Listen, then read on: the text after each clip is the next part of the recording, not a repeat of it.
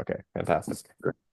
Um, yeah, yeah. The kind of the way that I've been thinking about vulnerability is like it's it seems like and this kind of goes I think for a lot of things, but like as soon as you say like, "Oh, I'm gonna start being vulnerable now," it seems like that's kind of like the death of vulnerability. Like it seems like something, or it's like you say like, okay, like now I'm gonna have a deep conversation with you. It's like that's kind of the moment that it stops.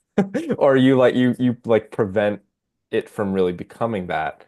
And so I think there has to be an element of like curiosity to continue to, I guess, kind of question or challenge your own thinking or your own feelings. Like I think where a lot of people start to kind of create an idol around vulnerability is when they kind of get some concretized idea about themselves, like how they see themselves or maybe how they see their relationships or something, and then they kind of like they kind of lead with that or bring that into a conversation and it can seem kind of like performatively vulnerable, but then it seems like as soon as you kind of try and prod deeper, there's kind of a Yeah. wall. There's kind of a wall there. So I think I I think inherent to vulnerability is that mystery that you're talking about. Like I think that's like a feature of it that it is inexhaustible and it's really difficult to um continue to remind yourself of that and continue to hold yourself to that. And I think that's where something like faith or trust comes in, Yeah. where it's like if you're holding at the most high something that is at its core inexhaustible and universal, um, then that's kind of like what you're in service to, it seems like. Um, yeah. But yeah, it is Yeah. very It's mysterious. yeah, it's like there's something about like, you know, I've thought about this a bit, just a little bit, right? Um, and I think that there's a couple of things like one of the distinctions I like to make is the difference between something called like vulnerability and exposure. Mhm. And I think they're different things, Yeah, right? I Like, remember hearing you talk about this, but yeah, I find it really fascinating.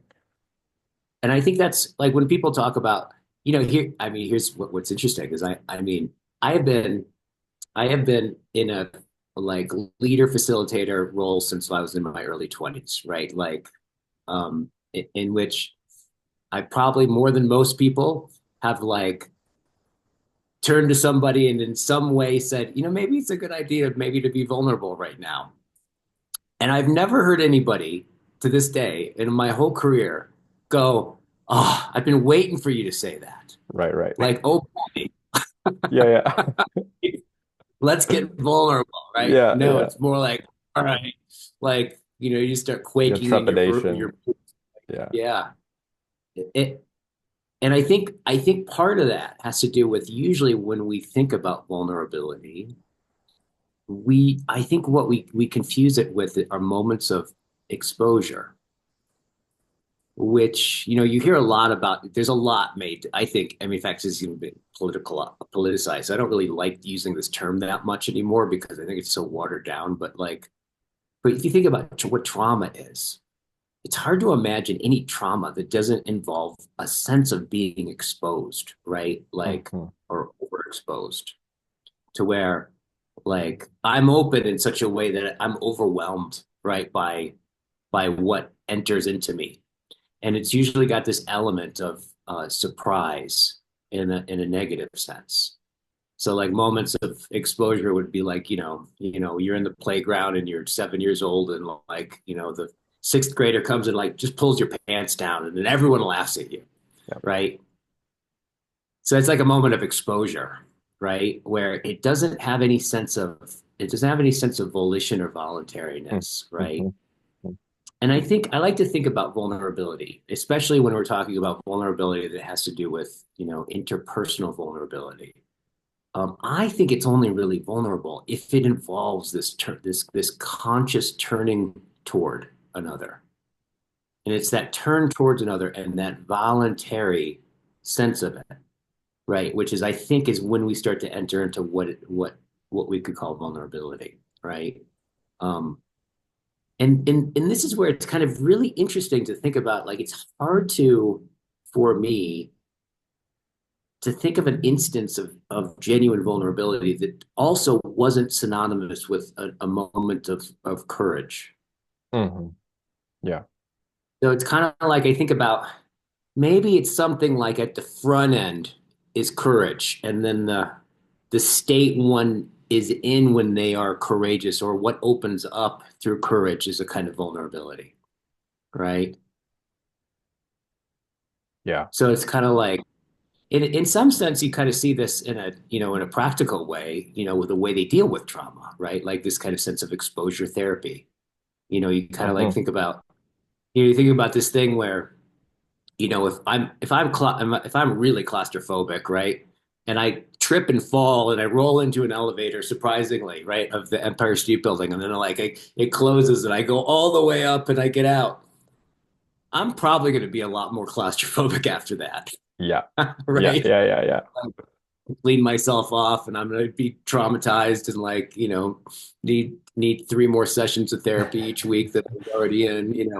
Um, But if you kind of imagine on the other hand, it's like, if somebody's sitting next to you and you're like, okay, I'm going to actually consciously confront this fear. So you walk up, right, and you're pissing your pants and you press the thing and and then you're sweating and then you voluntarily step in the elevator and you tolerate that experience and you get up all the way to the top of the thing and then you get out, right? You're probably going to be a little bit more less claustrophobic through that, Yeah. right? Yeah. Yeah. And I know that the psychologists talk about this as it's like a completely different circuit in your brain that you're operating on, right? Right. Where this thing where you're just surprised and you're overwhelmed by things and there was no choice in the matter. And then when you actually choose what's hardest, Hmm. there's a whole different like part of the brain that that gets lit up. And in some sense, I think, some of the ways that psychology explains that is that they explain it as like you learn how to tolerate being afraid. But I think that's like I don't you can look at it like that, but I don't think that's really what's going on. I think what you do is your being witnesses you being courageous on Mm, purpose, right? mm, And I hmm. think there's something transcendent. There's a transcendence that goes on Yeah. there. Yeah. You start to become more identified with the one who can do hard things on purpose, Yes. right? Yes. And Yeah. that when you start to become identified with that one, then all of a sudden you're talking about a transformation. You're not Hmm. just talking about tolerating a state that you already have, but there's a kind of transcendence or an overcoming in some sense. Yeah. Yeah. And Yeah. Yeah. I would say that like vulnerability, if it's really vulnerability, it opens you up to that kind of transcendence in some way, right? Totally. Yeah. And then yeah, no, I really like this piece of the volitional aspect to it because I think that starts to get at like intrinsic motivation. Like by volitionally choosing to, you know, take on hard things, it's like you're cultivating the capacity to um like be a self-acting agent in the world. That's not, that's not at the whims of someone else or um, you know, societal kind of pressures or anything like that. And I think it is, another word that seems to um, be getting used a lot nowadays is agency. But I think it is kind of like a claiming of a certain sense of agency. Yeah. And I really like the idea of it kind of creating this. identity of someone who can do hard things because I think that also gets to like trust. Like if I now see myself as someone who can um can do hard things and not just tolerate it, but like um really thrive in it and and kind of be deeply allow myself to be deeply transformed, like to not be overwhelmed by my anxiety, by my neuroses. Um, that that then like breeds a certain element of trust that like come hell or high water, I'll be okay. Like I'll have this like anchoring force. And then it's not just like because I feel like a lot of times exposure therapy can help someone with the specific thing that they're scared about.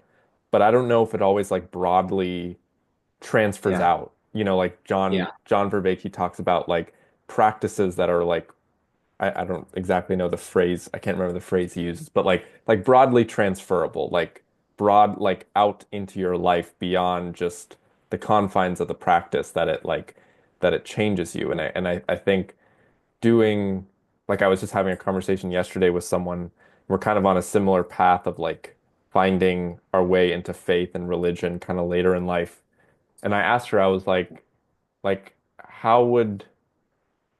how do you think your life would have been different like if you had been raised in the church and like and you just fell in love with it from like the church you were baptized in is like the same church you go to now and it was just like all great.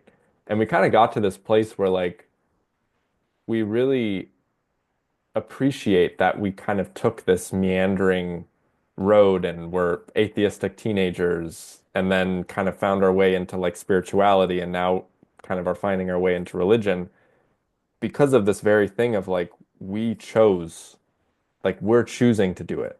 And like there's like an Yeah. element of like ownership of that and like a certain like drive, like a certain like that we've identified for ourselves that like this is something Yeah.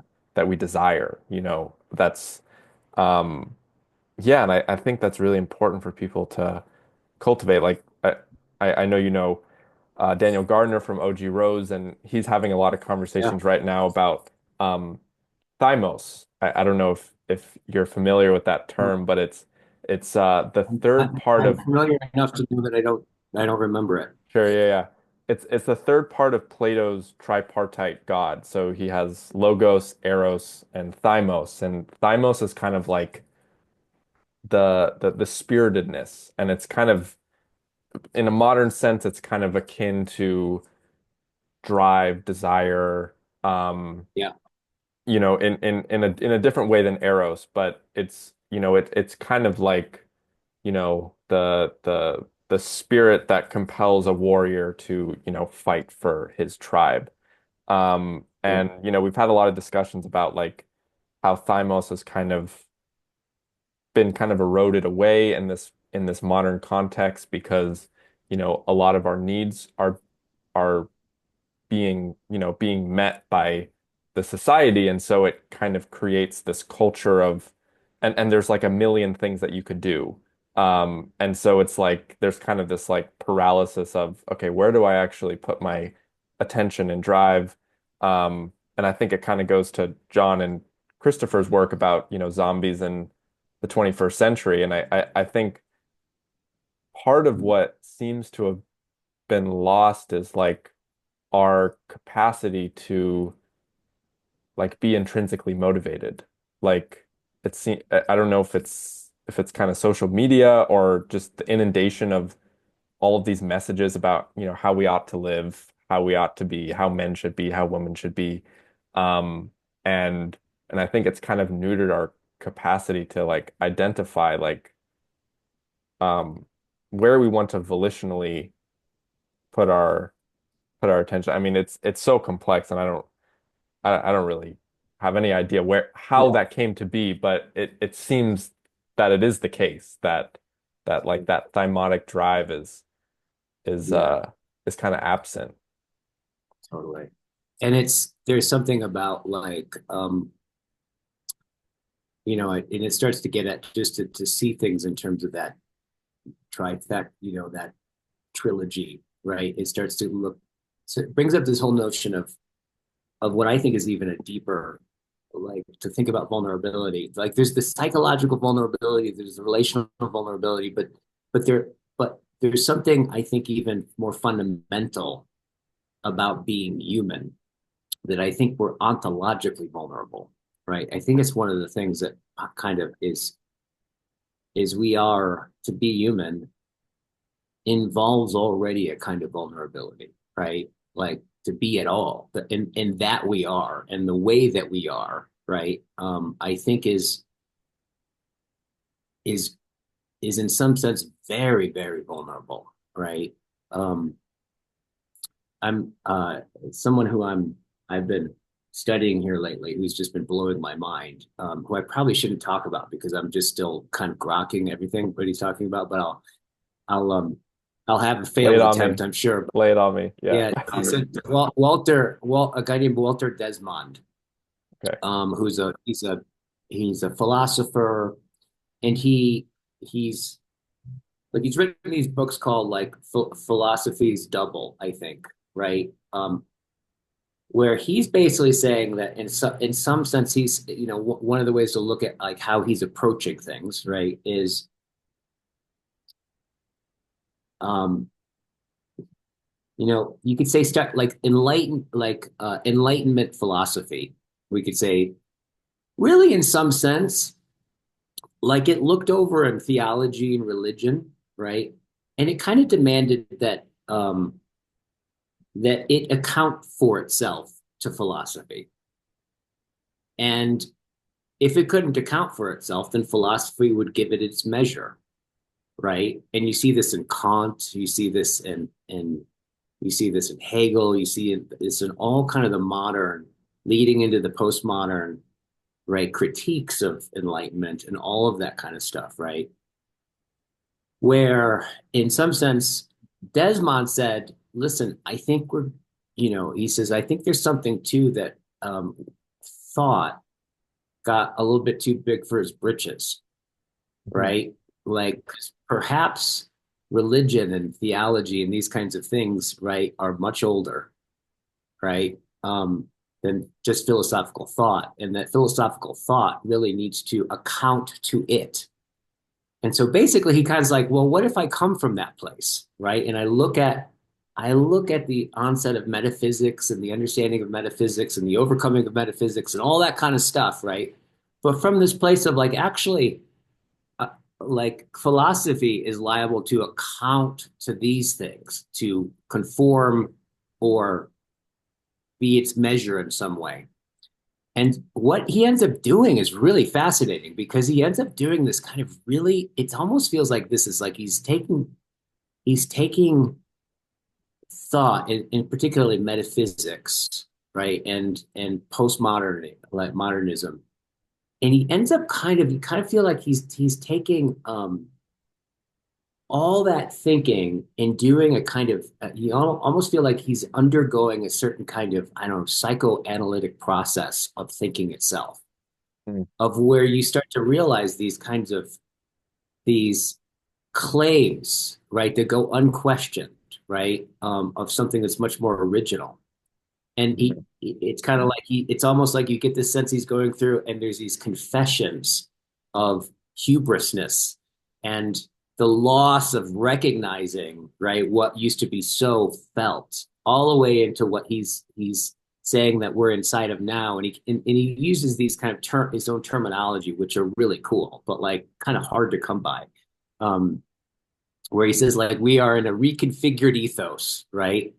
In modernity, where for the first time, and it's so strange, right? We're in a time where there's a kind of default nihilistic atheism, Yeah. right? Yeah. Yeah. Like that's so. If you look at that, that's so weird, right? Yeah. That's never. Yeah. It's never That's been that. Yeah. Yeah. Yeah. yeah. But like We take it for we're in granted. We take it for like granted. We're like, we totally don't even really realize how we got here. yeah. Yeah. And so what he's not saying is that like we're in a time where people have a bunch of propositions about that there's no God and that like things are meaningless, right? No, he's not. He's saying it's much deeper than that. He says like if you're born and you you're raised in the social eco structures that are configured in such a way, you play your video games and all this kind of stuff, that you actually are living out of a nihilism, right? You're living out of an atheism, right? And that like I think what he would say is that it's a kind of atheism and a nihilism that even if you go and become a monk, you're still of that, Yeah. right? Yeah. And he does this great way of really, really, I mean, he's quite like when he talks about it and he distinguishes it, it doesn't feel like he's convinced you of something. It feels like he's shown you something, right? It's Hmm. like one of those, right? Yeah. Yeah. That's powerful.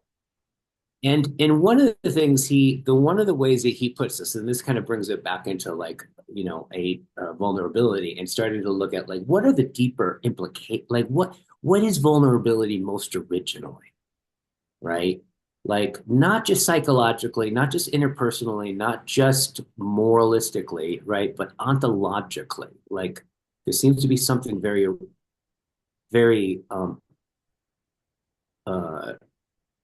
about being human that is a kind of as he would say, a porosity, right? And he says that like you could say that the fundamental from his terminology, you said the fundamental thing about being human, right, is what we are is a porosity to the astonishment of that there is anything at all, right? Like we are that porosity, right? To being at all, being an astonishment, right? Of the overdeterminacy of that there is at all. And that term overdeterminacy is like it's been taking me a while to kind of get what the fuck he's talking about, this term overdeterminacy, right? And if we think about it like in terms of thought, you hear a lot about like there's the determinate, right? Which is shit like math, right? Things that we can have real accounts to, we can reduce down to their mathematics and their equation. Then you have the indeterminacy, right? Like the not being able to like make any definite intelligibility about it, right? The open-endedness of things, right? Um, and then there's what he distinguishes, and he says the sense has really been lost, right? That he's trying to in some re-point to, right? Which is an overdeterminacy, a profound sense of. I think one of the ways you can think about it is, the way that John Vervaeke, talks about the inexhaustible, right? The sense of moreness, this surplus, right? That you can't reduce down, right? You can't just reduce down to a math equation, or you can't explain it away, right? Um, Yet it's not just totally random. There's a deep meaning, yet it's beyond any thises or that's. And it's somehow constituting, yet communicating something beyond its own constitution, right? Yeah. This moreness, this inexhaustibility, and overdeterminacy. And I think what he would say is that, like, to be a human being fundamentally is a porosity to that, right? And this is where we can start to kind of like feel into this quality of what makes genuine vulnerability genuine. Is that it always, in some level, I can't think of vulnerability that isn't already in some sense appropriating towards an other beyond itself. Because otherwise, what are you vulnerable to, Mm. right? Hmm. Hmm. And it's that sense of otherness, right? Of not just this way of my own self-determination, but like with a sense of I am given to be, right? I'm not just the to be, right? And what's always most original, and you would say that like if you kind of look at the outline of um, the movement of Western thought, right? Really since the Enlightenment, you can start to see that it's really like it's a forgetfulness of the to be, of the givenness, right? And an exaltation, right, of the for itself, right? The self-determination, right? The self-affirmation, right? The sense of like the self is its own origin, it's its own maker, and its radical responsibility in the sense. And he says, so what's ended up happening is we've become, in a certain sense, clogged, right, to the original porosity of the profound sense of being given. And that he says, like the passio ascende versus the carneus ascende, right? The passio is always more original. And what has ended up happening in this reconfigured ethos, right, in this default atheism, is it oftentimes that because we're kind of clogged up and we're we're no longer vulnerable, right, to this passio, this sense of givenness, this overdeterminacy, right, that's giving the arising of every moment, right? We actually see it as a kind of an inert there-ness, a kind of meaningless facticity of some kind that's just kind of there, and it's just stuff, right? We don't. He says like we're actually kind of can't feel into the giving, right? The granting, right? The overdeterminacy. And so we look there and what we see is nihil, is nothing, Yeah. right? And and in some sense, like, and it's not like that givenness, right, is something like we were given way back there, and now here we are. It's more like if you think about the origin, the originalness is not the origin as in before everything else, but like more of the sense of the origin is that which always already arrives first, right? So it's like in some sense that origin is the first thing, right? The first arising in that sense of things. And I would imagine that in some way, that kind of sense of otherness, right? Of given to be beyond, right? To, in some sense, to be in relationship to thou, right? Because in some sense, it's like to be vulnerable is to be open to other. And what makes an other, right, is that like Buber really kind of talks about this, like to be an I thou, like the thou is something that like fundamentally you are a thou to the extent that I can never make you my own subject, right? There's a beyondness to you, right? That like that is I can't determine into myself and just take into myself. I must, it's an openness to the otherness of you. Yeah. Yeah. Yeah. Yeah. Yeah. There's so much there. But I think what I'm picking up on is there's there's a clear element of surrender in vulnerability because there's an inability to quantify or control or have in a tangible sense um, what you are submitting yourself to vulnerably. And I think also like, for me, I feel like my most profound experiences of vulnerability are times when I, I say something or I move in a direction where I have no fucking idea if I'm doing the right thing or not. It's like you say something and you're like I believe that at my core, but like I also really have no idea if I really believe it. And so you're being vulnerable to the other, but I think you're also being vulnerable to your own self-identity. It's like by making this decision, by saying this thing, I could completely Yeah, erode my entire idea of myself yeah, because I might be going totally contrary to like how I've understood myself to be or what I thought I was capable of or who I thought you were up until now. Um, and and that's a really scary thing. But, in what you say, it's like there's a necessity of that that kind of surrender because yeah, like if you aren't surrendering to something that's more than you, that could Yeah, crush you, you know, or you know, just the mere fact that it's like something that you can't understand logically, you can't like, you know, it's kind of like this like foggy horizon that you can kind of see, but and that like really pulls you in, it like really allures you to want to see more, but you know, it's always going to kind of continue to recede.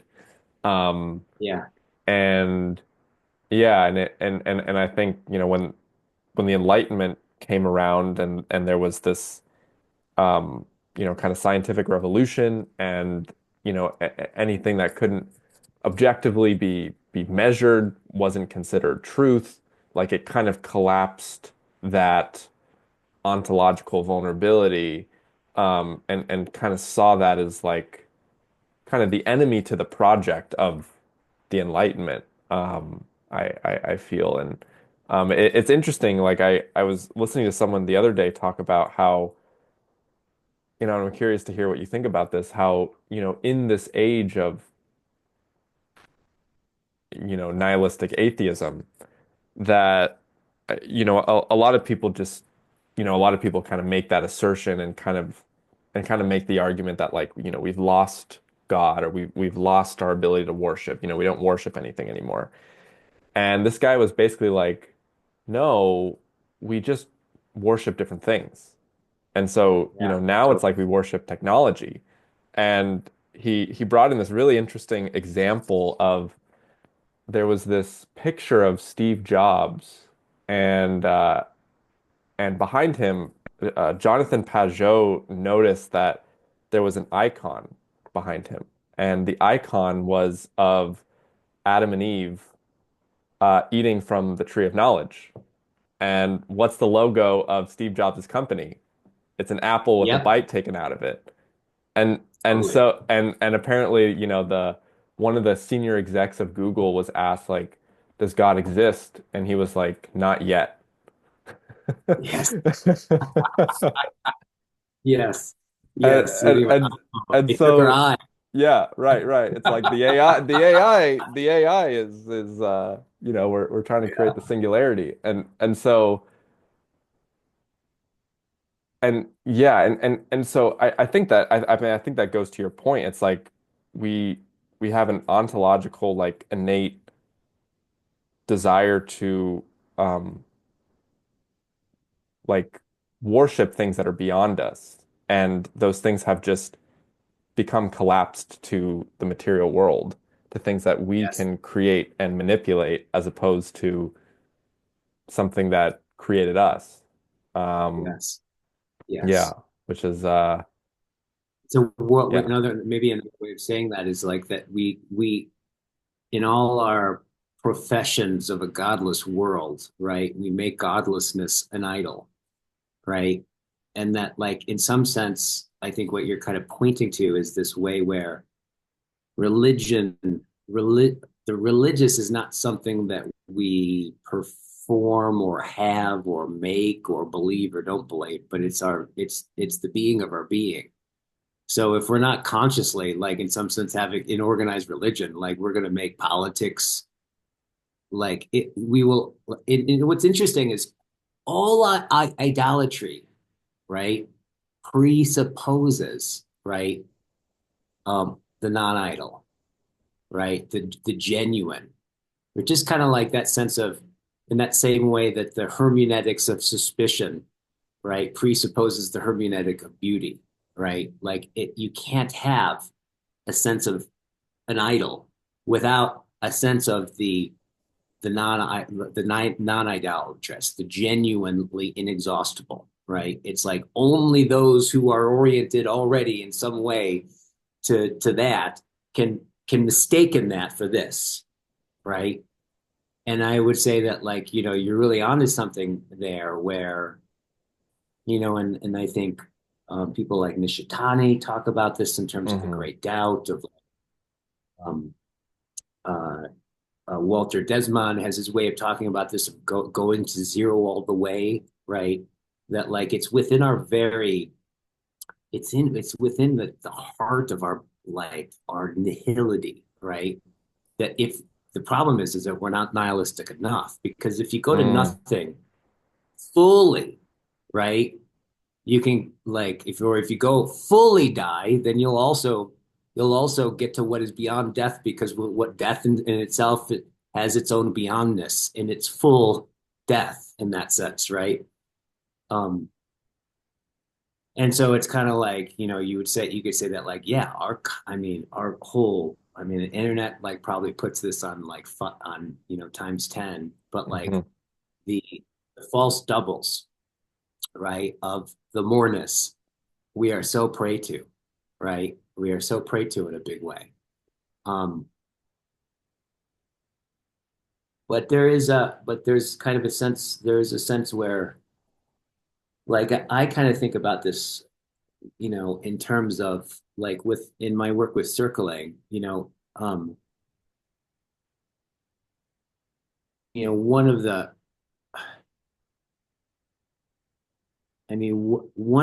I think one of the things about that's really interesting to me about circling is kind of like watching it emerge, right? Like, um, because circling was something that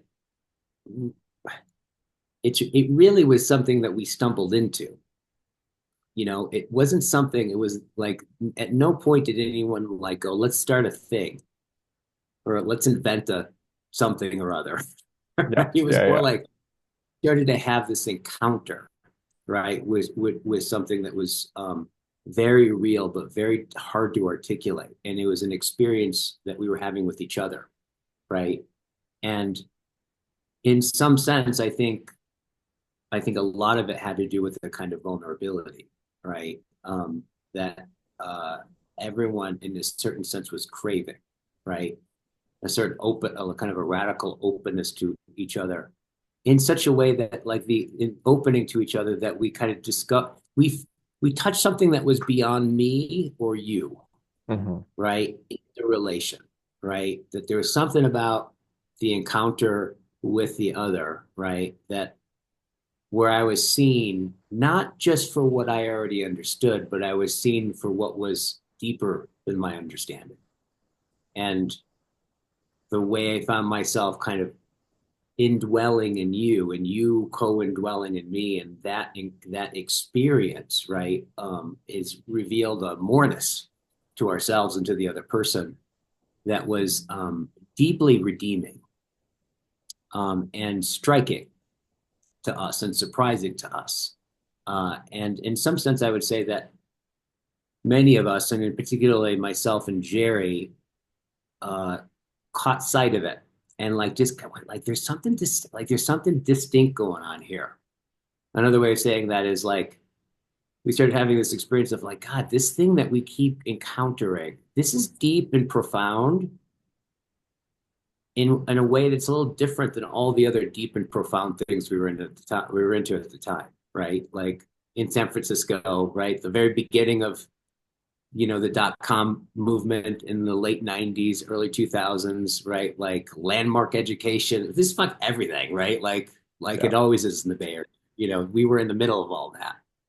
But we started in our little kind of like our friend group, and then that really started to take off and expand, started to experience this other thing, right? Um, and then watching that kind of emerge, and watching circling kind of go around the world, right? Literally, like it just kind of like organically kind of went all around the world. I would say, despite all of the personalities involved, right? Right? And there are It's not many. like there's Yeah. really like well emotionally mature people that like knew a lot about business and marketing that marketed it well, right? It's more like it just spread.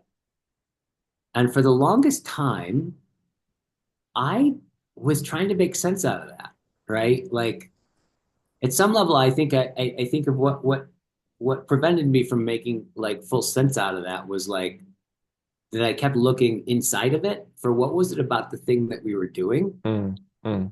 totally reveal it to me, or it didn't start to dawn on me what it was.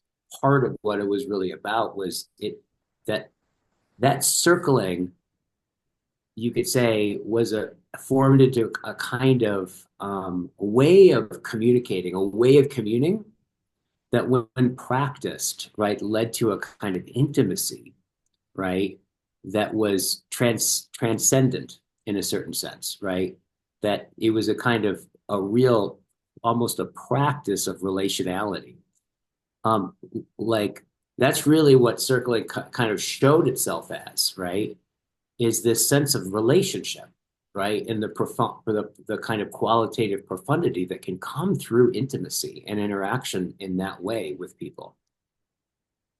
And then it started to dawn on me. I'm like, oh, it's really interesting to think about the time that it arose, Hmm. right? Was um was where I started to see, because it took a while to be, it took a while to realize the internet was the internet, and like, just like it's always it's so difficult to see the time that you're in and make sense out Yeah. of it because you're Yeah. right in Yeah. the middle. But I think what you could say is that the internet put on steroids something that started in my first reckoning, like the first inclination of this technologically was the answering machine, right? Where up until the answering machine, right? If you had to have an exchange in communication, right? A back and forth exchange of information, you at least had to talk on the phone, Yeah. right? Like it Yeah. was just built in, right? Yeah. Like if you had to do this kind of thing, you had to do this relational thing, Yeah. right? You had to, And you you had to know, be lucky enough that the other person picked up the phone exactly when you called them. totally, Like there had to be that totally. synchronization. Yeah. Totally. It was all kinds of, yeah, yeah. And you had to have that happen so that you could have this happen because they were so bound. In fact, I doubt that we even like made the distinction that much because we didn't have to.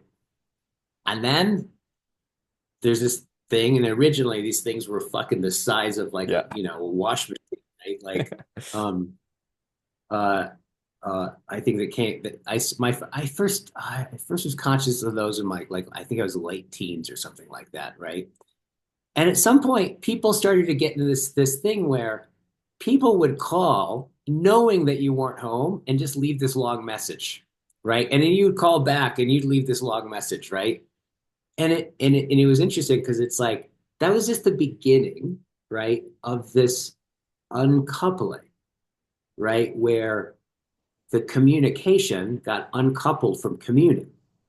It became a choice, and Mm, hmm. you know a McLuhan. I mean, it's like whenever you see historically communication change, it changes fucking everything, right? Yeah.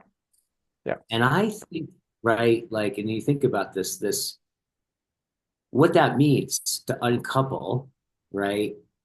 Um, Communication from relationship or communing, right? Now I now have a choice I didn't have before. And my nervous system is kind of designed to do the path of least resistance, right? Because if you think about what can happen in a conversation, right? Like in this conversation, you could say something to me that I misunderstand that fucks me up so bad that I'll need like, 10 more sessions of therapy a week, right? Right. And conversely, like Yeah. you could say something that enlightens me, that transforms my world. I mean, it's like the range of when we face another and we open our nervous systems to each other and do this weird thing called talking, Yeah. right? You could Oh, never want to speak to me again or be my favorite yeah, person in the world at the end of this totally. conversation. Yeah. Yes. And here's the thing is that if it happens, we'll have found out after the fact, Right. right? Right. Like Right. it's really when like whenever you face somebody, it's really not it's not the control doesn't start there. It actually ends there, right? Like when I talk face to face, I don't even know what I'm going to say.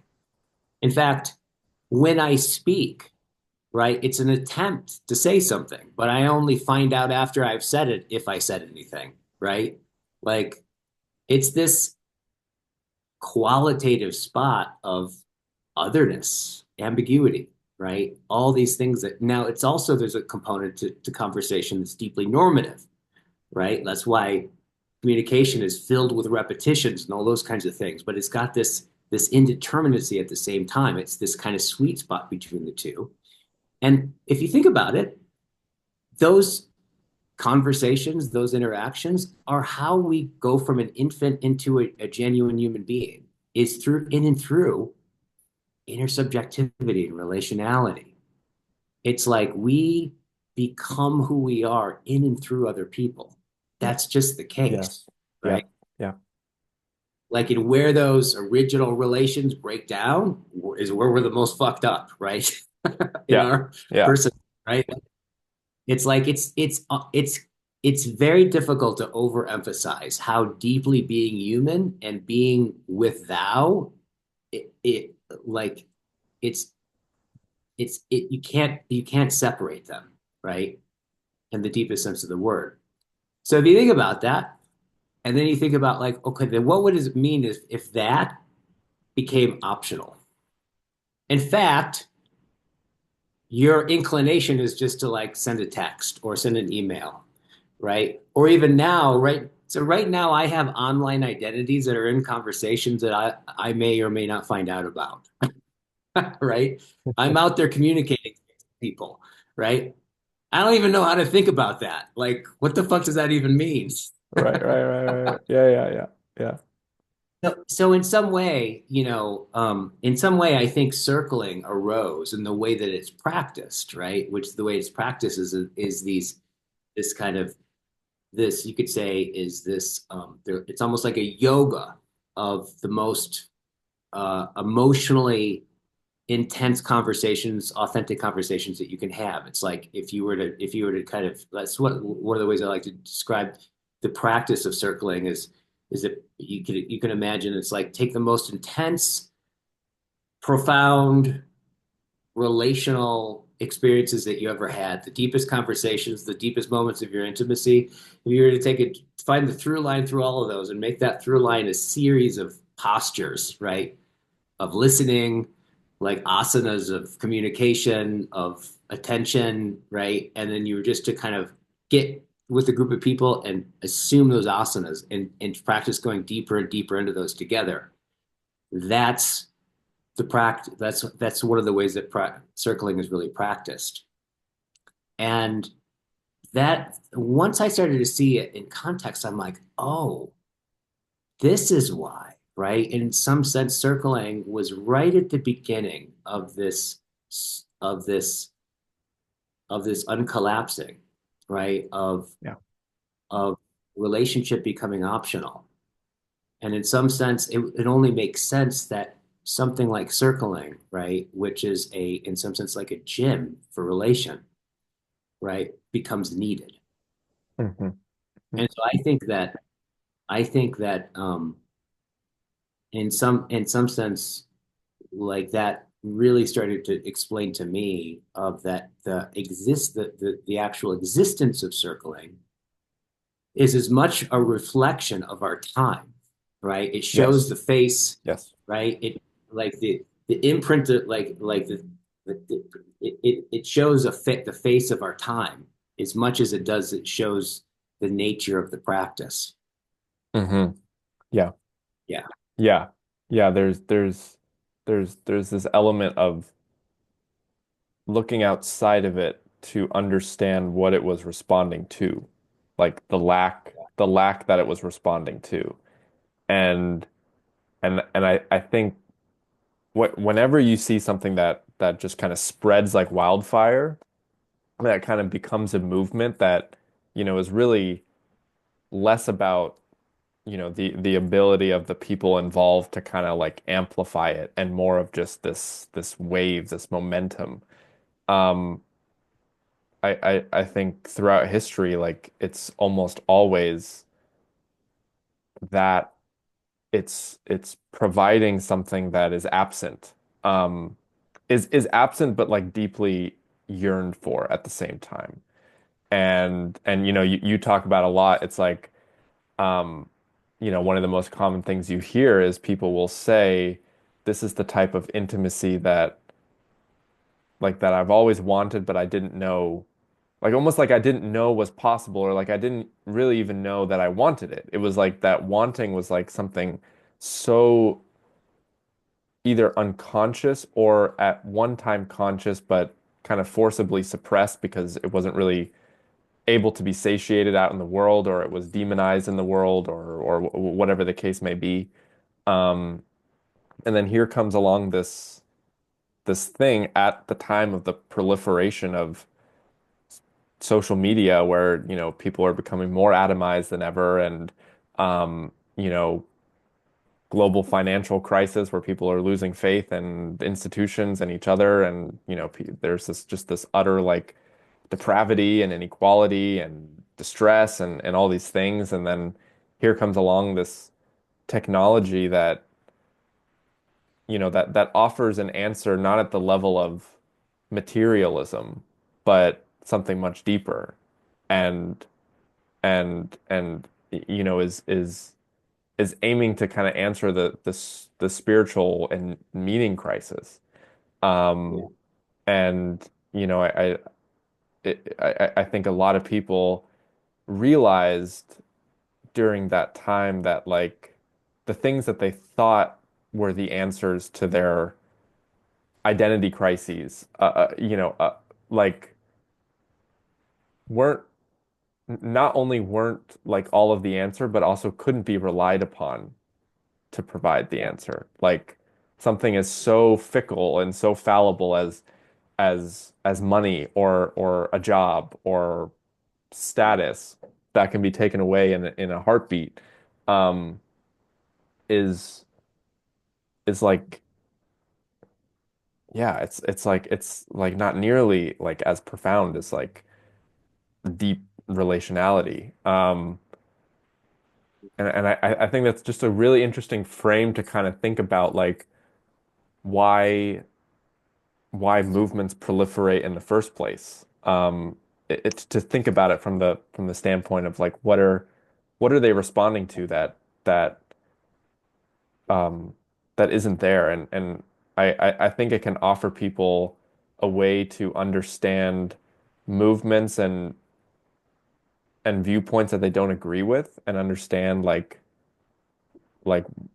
why they became so popular, even if they're wrong or like profoundly like against your values. It's like there's an element in all of these things that like, even the nihilistic atheism. It's like if you're a person of faith, you might see that and kind of recoil, but it's like it's worth understanding how we got here, because like there's an element of religiosity that repelled people and got us to where we are now. So it's like if you're involved in the project of trying to rebuild faith and trust in religious institutions, it's like I think you have to understand how we got here so that you can like meet people where they are and like answer, you know. Yes. But then there's also the mystery of like when you were starting circling, it's like you weren't thinking about like, oh, like I want to try and create this thing to meet this catastrophic moment, right? It's like there also has to be some element of like just kind of following your nose wherever it leads you. And just like following the mystery and following The implicit. the magic. Yeah. Yes, yeah, Yeah. The implicit. Yeah. That becomes maybe becomes clear later. right, Yeah. right. That is that participatory, as John I think would say, that participatory knowing, right? Like that's sensing something is directed towards something, but it's not totally clear, but we're already finding ourselves moved by in relationship with, right? Like that sense of that sense of like, a sense of moreness that's kind of drawing you towards it, like that you have all kinds of interpretations that you look back on and go, that wasn't right. But Yeah, yeah, like, yeah. you know, some sense there's something really important about that. Yeah. I really agree, right? That immersion and to be in the emergent, right? Um, is seems to be really crucial, right? Like, but I think, I think at the heart of it, right? If I look at some of the ways that circling maybe is like in my view historically, like different ways that it's offshoots of it and stuff kind of has gone a little bit astray from my perspective, Hmm. is kind of like where, in circling most originally, really, I think it's been there right from the beginning. It's been about this I thou sense, right? This being, you know, uh, Buber, and kind of the way Martin Buber, God, it's hard to know what to call him, but Right, the, right. existential philosopher, theologian, Jewish mystic, poet. Um, he's pretty intercategorical. But the way he talks about it is like he says, he says that, he says to be, right, is to be in a relation, right? Like to be human is to be indistinguishable from relation. And he says that, like in his terminology, we're in one of two relations. We're either comported to the world and to others as an I, what he calls an I it, or in an I thou. And in his kind of poetic way of saying, he says like the I it is much more common and the I thou is much more rare. And essentially what he's saying is that like when I relate to something as an it, I'm seeing it in terms of its usability to me. It's inherently useful and disposable to me. So like when I relate to you or a mountain or a piece of wood, right, as an it's a means to my own end, right? Yeah. And versus an I thou is really relating to a overdeterminate other in a sense, right? Like that I am when I relate to thou as a sunset or as to you or a flower. When it's a thou, there's always this experience of being addressed directly by the flower, by you. This kind of sense of being addressed, and an addressing not as something that I can consume and use, but as an end in yourself, right? Like that's I thou. And what he says, which is really fascinating, is he says, the I of it and the I of thou is not the same I. Hmm. Hmm. Like, and it's really interesting to think about that for a second. Like the I of Yeah. it and the I of thou. And he says, I and I thou are always spoken as one word, right? They're not two words, they're one word. They come together. And you can kind of feel this. And I think what circling really practices, it's this kind of practicing of tolerating the I thou relation, right? And it's kind of like you can feel this and you can feel this sense of like, if I'm kind of relating to you, and there's all these different ways that I can relate to another person as an it, right? I would say the most common way is like where I'm relating to you as a means to my own end of being seen in a certain way, or Hmm. of being liked, or of being validated by you, or being getting your approval, right?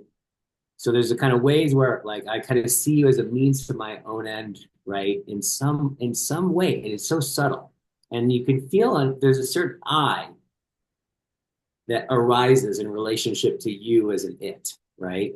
Yeah. But all of a sudden, it's like all of a sudden you say something, and then I start to see something that's beyond what I could have even imagined, right? And I start to relate to you as thou. There's a different I that arises with that thou, right? Hmm. It's a real different reality in a certain sense. Hmm. Yeah. Yeah, because the I and the I thou is bound up with the thou. Like it's being afforded by the thou. It's like it's being defined by the thou. Whereas the I Yeah. and the I it is this fixed identity. that Yeah. is self-constructed. Um, Yes.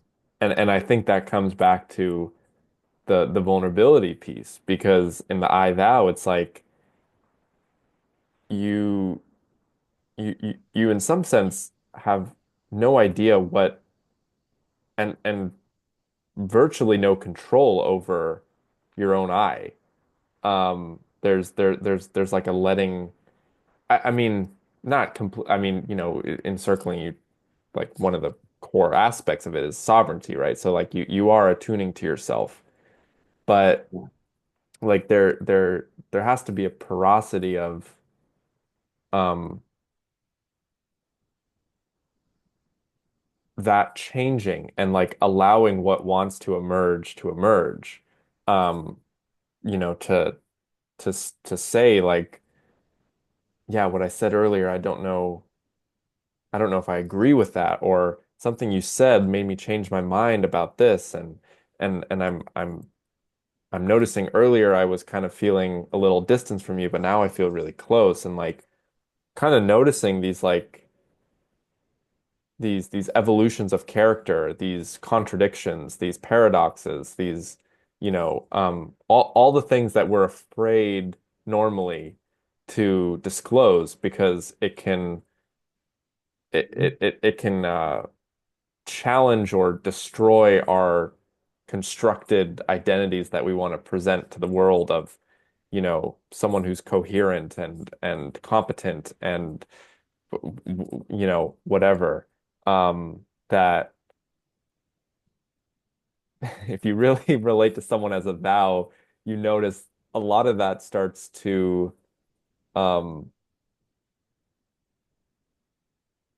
a lot of that starts to like erode, but it's kind of like, when Michelangelo said, the way he carved David was he just kept carving marble until he found David. It's like on the other side of all of that kind of erosion is like who you really are. Um and who you really are with that person. And so yeah, I mean like that I thou I haven't thought about Boober specifically in a while, but um I think it's become so like ingrained in me that it's almost like I don't really even have to think about it anymore. Hopefully it's like that just that embedded in my psyche. But it's a very profound. I remember when I first got introduced to that, I was like, oh wow, like that's like that's just so profound and just exactly the vocabulary that like I think I was craving and I was looking for. And so I'm curious, like what what are the versions of circling when you say that I've kind of gone astray from that? Yeah. That is it there isn't the honoring of the I thou that somehow gets lost as like the primary kind of objective of circling? Is there kind of a sort of like narcissism that creeps in or something or kind of what have you observed of because I've been able to facilitate some kind of authentic relating type circling adjacent things, and so I'm as someone who's like kind of getting into that facilitator role and also just participating in various kind of different groups, like I'm very aware of not all the things that can potentially hijack or fuck up the beauty of the exercise. And so I'm curious from what you've observed, where does it seem to go wrong? Mhm. I put it, it's kind of like, I think, well, here's the, I think the access point of what makes circling is it's really grounded in a profound listening, right? Yeah. Like, and if you look at speech kind of from an ontological level, listening is always prior to speech, right? Mhm. Because you only are called to speech when you are speaking into a listening that's calling the speech forward.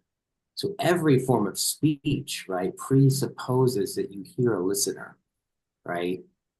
And the speech is, to the degree that the speech is powerful or truly communicative, to the degree that it's attuned to the listening it's speaking into, right?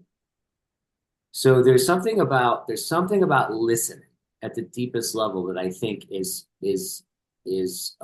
most original in communication, right?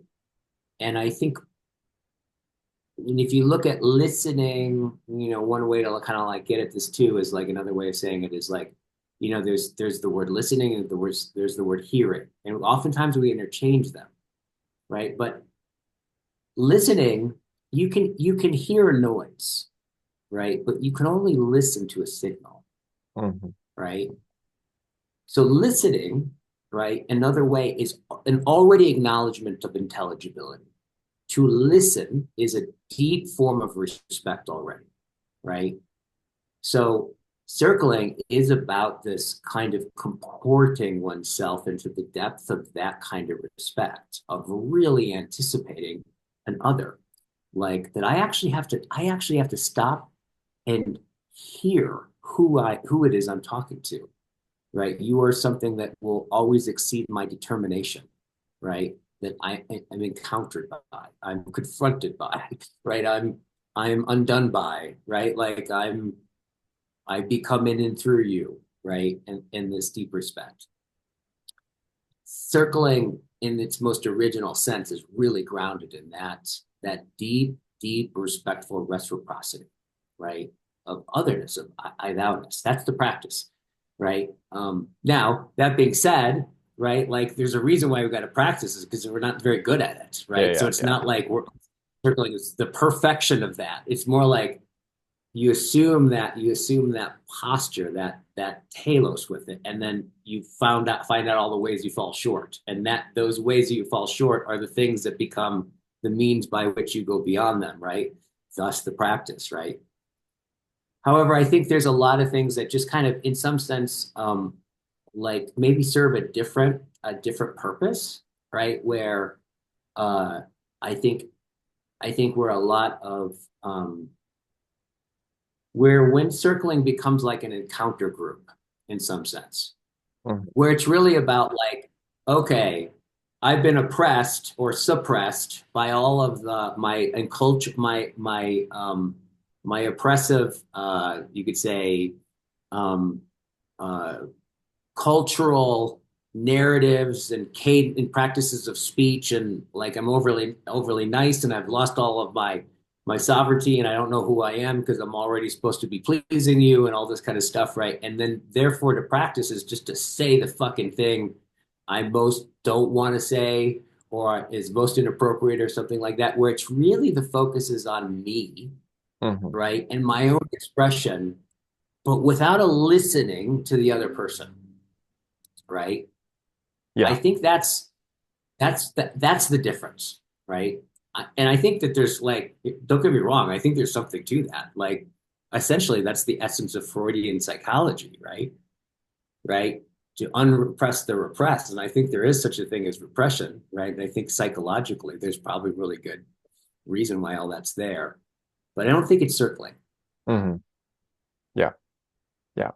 Yeah. That I would say is probably more therapeutic in nature than Yeah, circling. And I think for a variety of reasons, people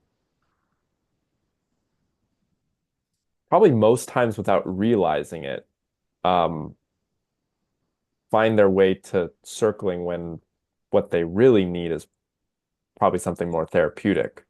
Um, I think I was probably, I mean, I was already going to therapy for years by the time I got into circling, but I think I was probably guilty of maybe not a very heinous form of that, but like yeah, certainly certainly viewing it more for my own healing than for the real spirit of it. And I think it took me a little while to realize what was going on with the practice and like what I was doing to be like, oh, um, like there's a way in which I'm getting in the way of of this, like this unfolding. And and then I think what you realize on the other side of it is that like to listen, to attune to someone else actually affords a lot of unrepressing of my own self. But like there's a Yeah, way in which it's actually more profound to kind of impl have that happen implicitly without explicitly being like, I'm going to unearth all of this stuff and I want all the attention on me.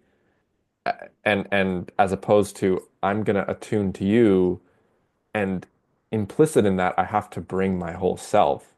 And then I kind of just find myself like through listening to you, like transforming. Um, totally, that totally. actually is more profound because it serves you and it serves me and it serves us.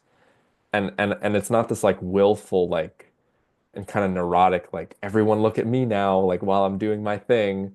Um, and and Yeah, and if you don't, like I'm gonna judge you or I'm gonna feel threatened or whatever. Like there's this yeah, there's this real ease in the environment that I think is built by this attunement. And I think the best circles are the ones where people are bringing something that often is very traumatic and heavy that is probably most likely personal, but they, you know, it's the sovereignty explorer thing. It's like they're able to have like one eye on themselves and one eye on the other, where a lot of people are either both eyes here or both eyes here scanning. How are you reacting? Are you yawning? Are you rolling your eyes? Are you being disinterested or whatever? Um, and that's a real, I mean, that's a lifelong skill. Like no one can really ever perfect that 100% of the time. Um, like I remember my therapist once saying like, you know, the art of attuning to yourself and attuning to the other, and like you're gonna fuck it up every day. Like you're gonna get it wrong. But that's the that's the thing that's beyond you, right? yeah, That is like worth striving for. Um, and I yeah. and I think I I think communicating that as the vision of circling like gives people something to aim towards that is is kind of very similar to what I've found in aiming towards God. It's like something that you can actually taste, but it's still so far outside and beyond you that like you're never gonna get all the way there. But it's like there's nothing Strangely more, yeah, thing in the totally. yeah, And there's nothing more worthwhile to strive towards. Like there's really nothing more worthwhile than that. Um, totally. yeah. Yeah. And You know, that's a there real gift to give people is something to strive towards that they can taste but have to continue to come back to. I can taste, but I can never consume. I can Eat. never Yeah. possess, Yeah, yeah. right? And it's like it's very unpossessibility that is worthy of my comporting towards it, to taste it. It's this, the best relate, it's funny, we all know this. It's like there's certain people, right, where like I get together with them and after interacting with them, I walk away a little bit less myself, right? Yeah, yeah. And then there's those relationships where we get together and like I walk away a little bit more myself, right? It's never neutral. Like Yeah. it's either one plus one is either more than two or less than two. right? When it comes to this, there's something so deeply fundamental about relationality. I would say in being, right? But definitely in human being. Yeah. So Yeah. in that sense, I think circling really like in some way is attuned to that. That's the basic practice of it. And that's why it's not I that's why, although like if you just look at circling, like it converses some of the same territory as something like, say, therapy, right? Or counseling or something like that. However, the context in which it's coming from is very different. It's more of, I think it's in that sense, it's more like a spiritual practice, right? Yeah. Like I heard John, one of the um, my business partner who runs the Circling Institute, which is Cotton. the Yeah. company that houses all the courses and stuff that I do. He Right. said after one of our Thursday open evenings is like, yeah, it's like circling's like conversational prayer, Mm. or Yeah. conversation is prayer. Yeah. That's great. Yeah. Yeah. Yeah. Yeah. Yeah. Yeah. Wow.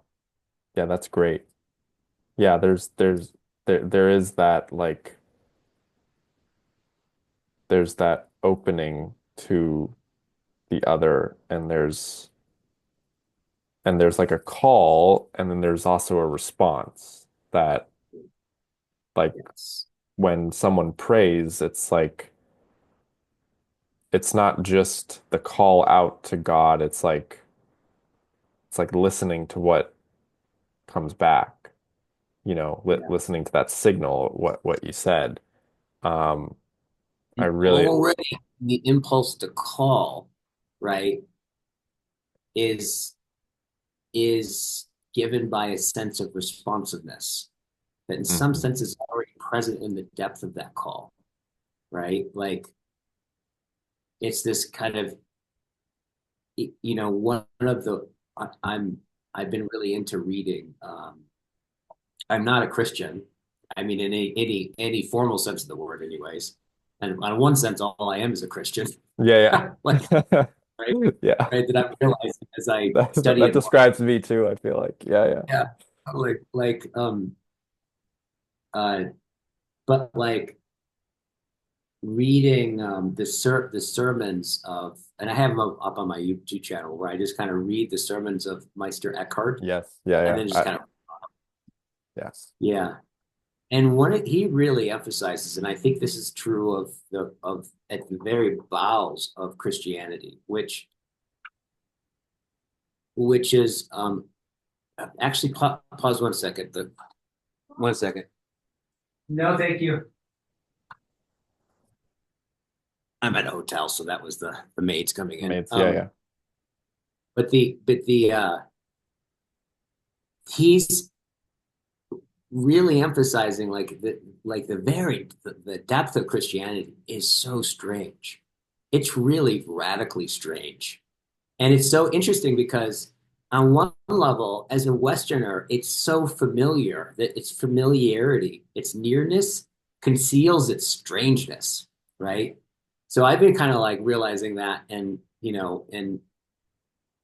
kind of encountering its strangeness in some sense. But like one of the things that Meister Eckhart is really emphasizing on realizing as I kind of sit with his work is this fundamental relationality, right, with the ultimate, right?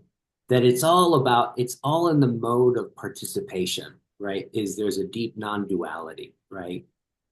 Like like an intimate universal. And it has, you hear him say things like this. It's like you say, all right, God can only love God, right? Because it's God. God would only love God, right? So, but when you fully love God, in that moment, God sees himself in you and loves him and therefore is birthed in you. And then you're co-birthed into God, right? And they do these kind of co-birthing participatory senses, right? Of where I'm realizing it's like, yeah, in some way, and I think all religions like have, emphasized this in their own way, but Christianity really makes this central, right? This deep sense of a reciprocity, this way that we become, right, in and through the other, right? Mhm. This call and response, right? That we're not a thing that then relates, right? I become in the moment of the call and the response, right? I indwell in you and you indwell in me in this reciprocal opening, right? It's a participatory mode of existence. It's not one that kind of is like, it's not like I'm a fact over here in a time space thing. I'm a participation in some way. Yeah. Yeah. Yeah. Yeah. And there's that, I really like there's that. that way where it's somewhere.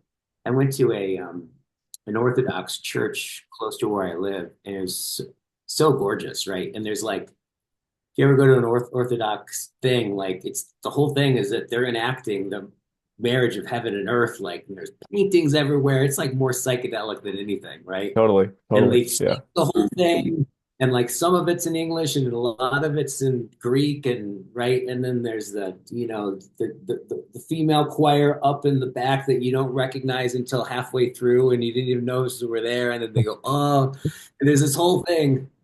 And then there's like maybe 5 minutes that the main guy comes out and he just talks normal, right? And so like he says a little thing. And when I was there, he said this one thing and it's really stuck into me. He says, I think he was referencing somewhere where Jesus was referring to like the Ten Commandments. And I think what the emphasis of what Jesus was emphasizing, I think, or what I got, at least what I heard was he's like, look, just if you just do the first commandment, right, which I think is to love God with your whole being. In essence, he's saying like you almost even don't even need to think about the next 10 because the Right. next 10 will just unfold. Take care of Like, themselves. Yeah. like if you just fully love, everything will unfold like a tulip unfolds. That sense, right, of like to really love with your whole being, right, the other, right, is where one finds oneself, right, unfolded already, right, in a deep sense. Yeah. That's the practice, I think. Yeah. Yep. Yeah.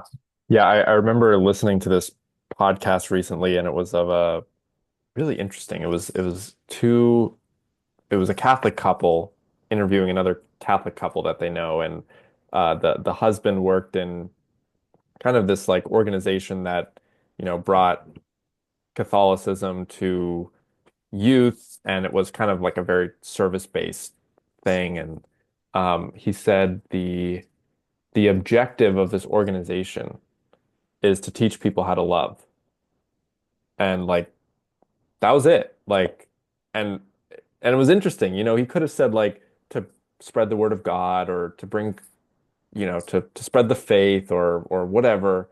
But, he was like at the core of it, it's like to teach people how to love. And um yeah, like when I've gone to church, that's and church is an interesting thing because like It I is, isn't it? it's a really interesting thing because it's like you know before like I started praying and reading the Bible, and I think I had my, I don't know, come to God or come to Jesus moment like long before I went to church. And I for a while I was like, why do I need, why do I need this? Like I already commune with God. I already kind of understand him. I have a person, I have that like personal relationship. And then you start to go and you're like, there's something that's happening here that's like changing me. And I really can't describe it. Um, and I think how I've made sense of it is like God is obviously not a man-made construction, but the church and how we worship him is an outflow from us to other people.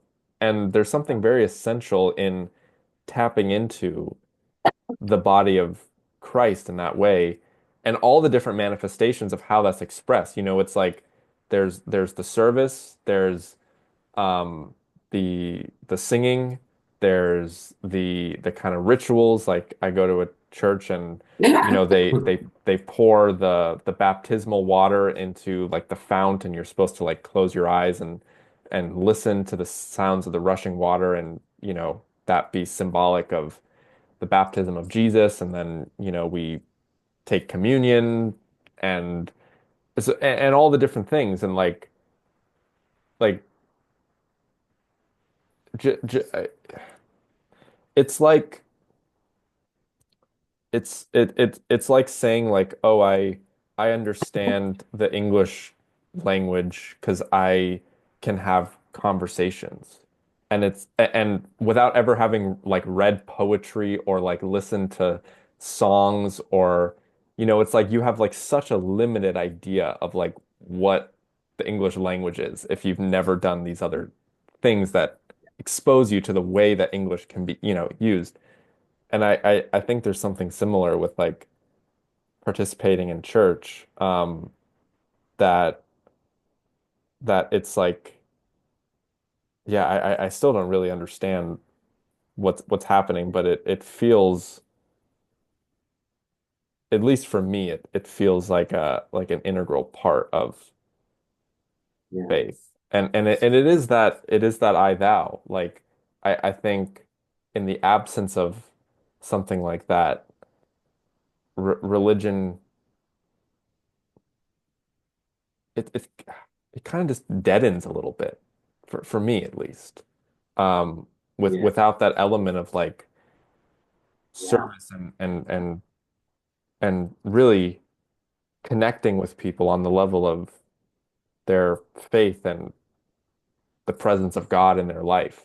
Um, anyways, yeah, I don't know, going Totally. all over the You place, know, but yeah, it's great, like kind of, being present to watching you just try to describe your inability to describe that certain something or other yeah, that is yeah, somehow transforming, that you can't reduce down to any of the things said or any of the particular situations. There's a surplus of something that communicates something that takes you beyond yourself, that happens sometimes in church, hmm right?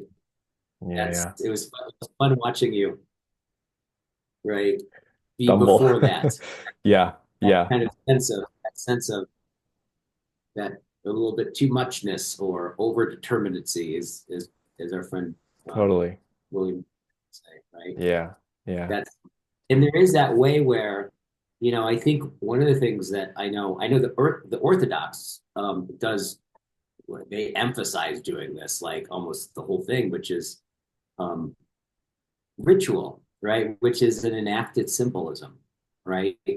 And in some sense, there's something brilliant to that because, like, I can't always get myself to feel something, right? Like, I can't even get myself necessarily, I can kind of like make myself say words in my head, but I can't really get myself to think certain things or believe certain things, or like there's something that's out of my control, but I can't get myself to basically do shit.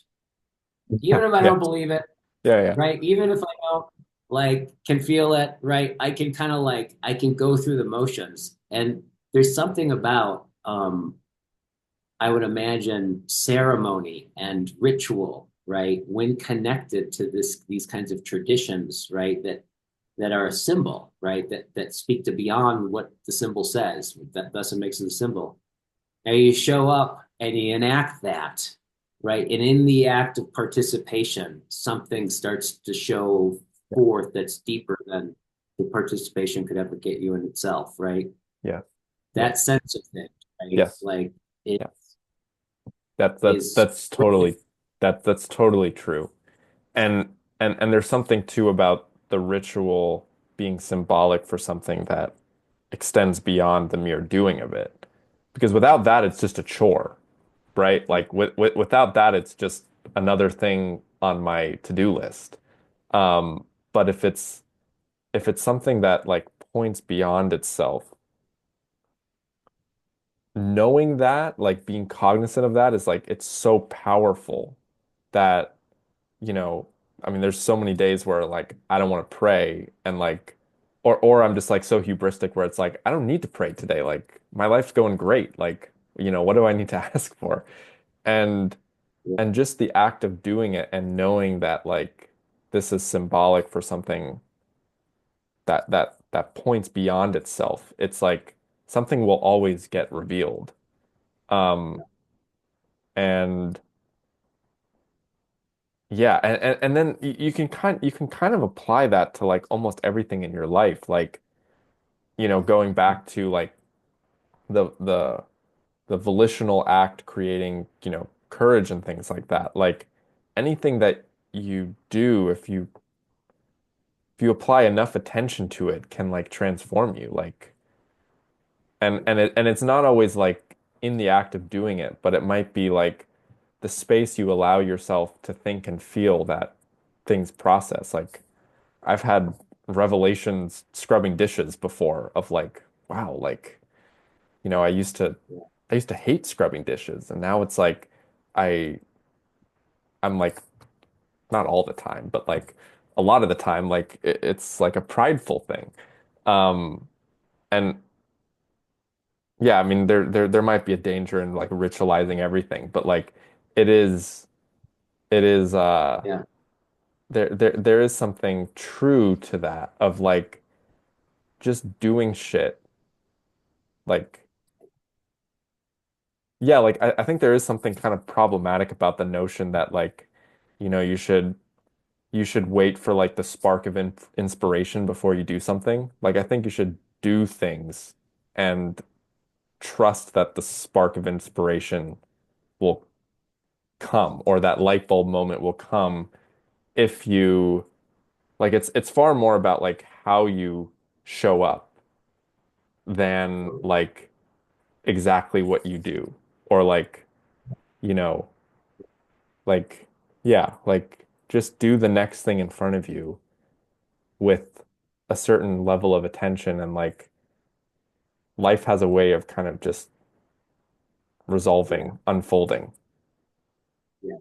In some sense, I'm hearing this after this conversation. In some sense, is like, in some way, just showing up and doing it, even when you don't feel like it, is some say is something similar to turning towards the other, Hmm.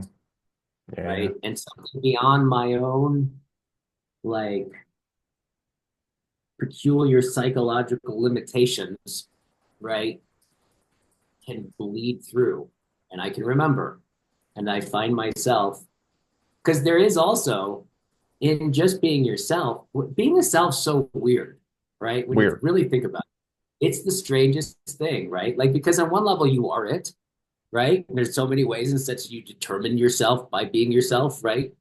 But there's this other way where most of the time it's like, it's at the same time, I'm this process I'm undergoing, like, and, and, and there's this kind of weird otherness to myself where if that wasn't the case, I could just tell myself what to do and I would just do it. But most of the time, I tell myself what to do, and it like it doesn't do it. It Yeah, has something yeah. like there's a pushback right from myself to myself all the time. It's like get up and go to the gym 3 hours a week. What the hell? Like it doesn't go. Oh, okay, Yeah. right. Like we're not we're not good at like being we're not good slaves to ourselves. There's some No. sense of otherness, right? In a certain sense, there's a mystery there, right? And So I think a lot of the times, like really turning towards our life, right, fully, in a certain sense, is like kind of really turning towards and facing the other, right, and and it's in that relationship that brings us beyond ourselves in some sense and constitutes ourselves in a big way. Yeah, Yeah, totally. I do have to scram unfortunately, but this was really lovely. I really enjoyed talking to you. I always do, but yeah, this was a real treat. So, I'll probably upload this and send it to you if you want to do something with it as well, or just listen back to it. yeah, But yeah, sounds great, my friend. okay. Take care. Bye. Blessings. Bye.